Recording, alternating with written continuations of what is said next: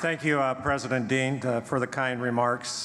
Thank you, everybody, for hanging in here and taking the time out to do the things that we need to do, not only to promote the impact, but also to make sure we're representing the ironworkers as they should be.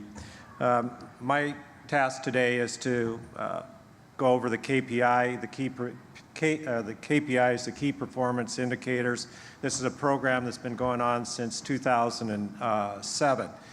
It affected me as the president of the Pacific Northwest District Council. In 2000, when I assumed that job, you had to go around and talk to the business managers about what they should be doing, how they should grow their locals, what's their strategies, what's their plans. Well, at that time, there was no key performance indicators.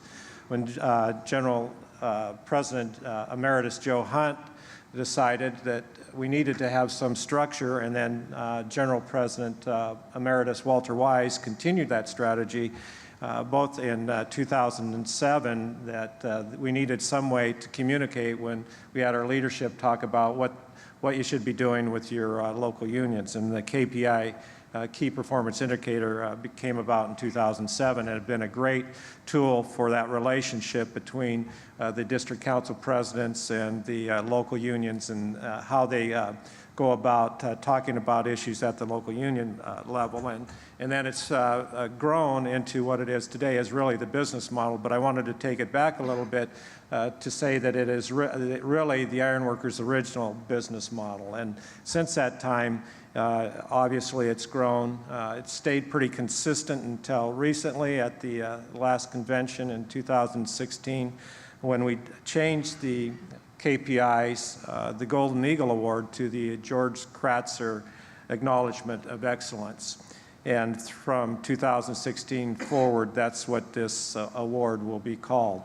The tasks are going to be changed. We're looking at different strategies, of course, because Impact has got your business models now, and we're going to coordinate a lot of the activities that we put into the KPIs with the business models that you see now, because we can't have conflicts. Kevin and I were just talking about this.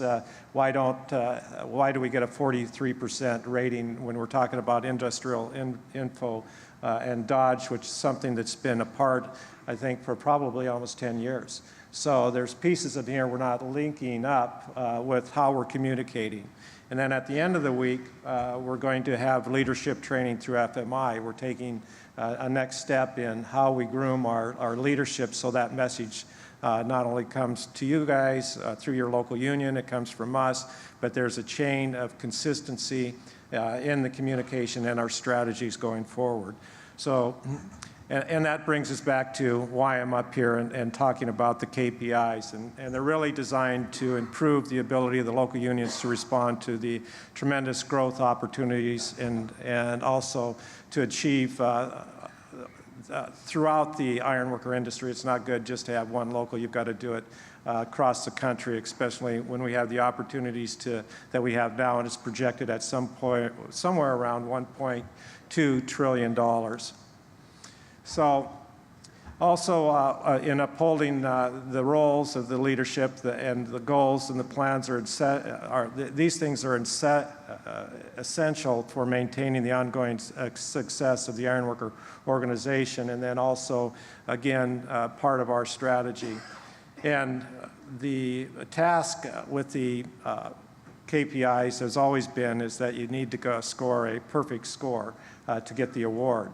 And that's very difficult to do, because most of you know that there's 15 tasks, from increasing the size of your local unions to ensuring that there's enough members coming in and out of the local union through replacing attrition, and then the growth opportunities, making sure that you have the skills, the proper procedures are followed for the welding programs. You have the ICAP, the Ironworker Certified Apprenticeship Program, that is now part of the Constitution. And we look forward to some of the things the training department has planned for that, because we have a better ability now to enforce these strategies that we have in the KPI. So we also developed the shop KPI system, which has 11 key performance indicators, which are similar but are not the same, totally the same as what the outside is, because obviously the shops vary. Some of them, everybody has a vision of the shops being the beam and column and the plates and the fabrication, but we have shops that do furniture, windows, all sorts of different products out there. So still working on that. John Belak is at this time reworking the KPIs for the shops. So with that, since 2007, we've had 34 outside local unions get the KPI award. This year, our participants for the 2016 George Kratzer Achievement of Excellence Award is Local 8 out of Milwaukee, Wisconsin. And I'm going to have Tony Mayhover come up, and he's going to accept that award on behalf of the local union.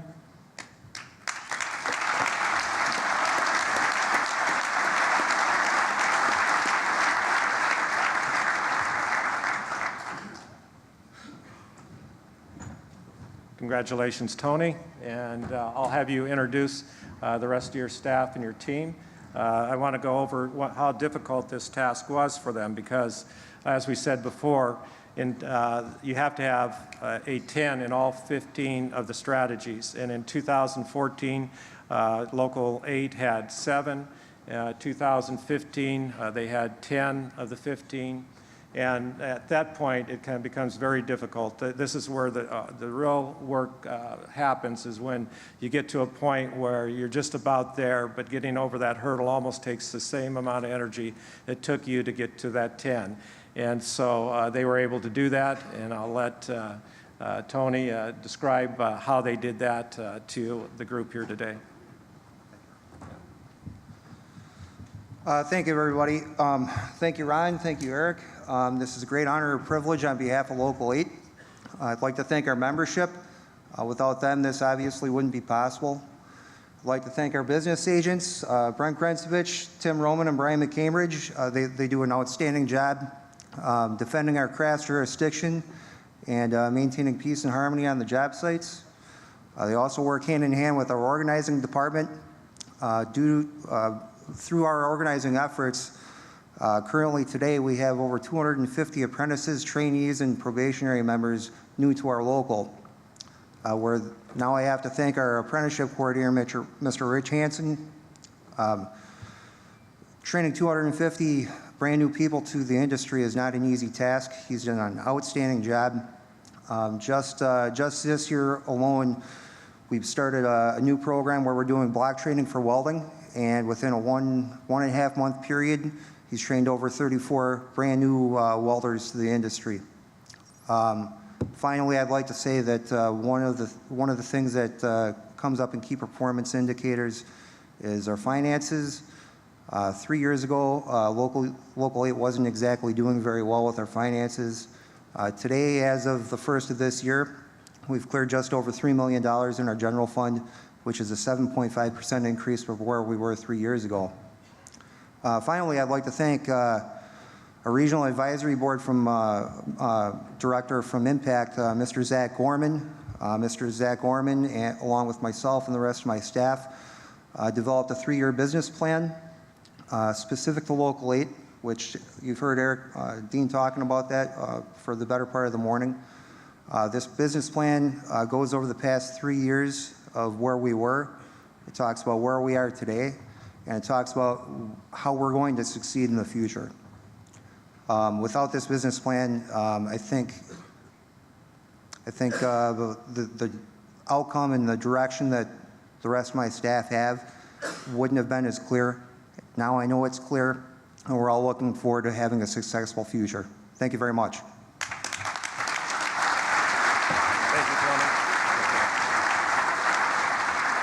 We're going to have Bernie Evers come up, and we're going to have a photo. I just wanted to make sure that we've got this picture. This was quite an event at the last convention. General President Dean presented the new George Kratzer Acknowledgment of Excellence to their family. They received a standing ovation up there, and they couldn't have been happier about memorializing George's commitment to the ironworkers. And we lost George. Those that don't know, we lost George as he was serving as the first vice president. So with that, pictures? We're going to take one picture. I just want to tell you the gratuitous moment for myself. I'm a self-appointed local aid business agent because I have a cabin in the Upper Peninsula, so I always volunteer to go there whenever they need me, but they never call me. So anyway, this award's for the members of local aid. Tony, here you go, buddy.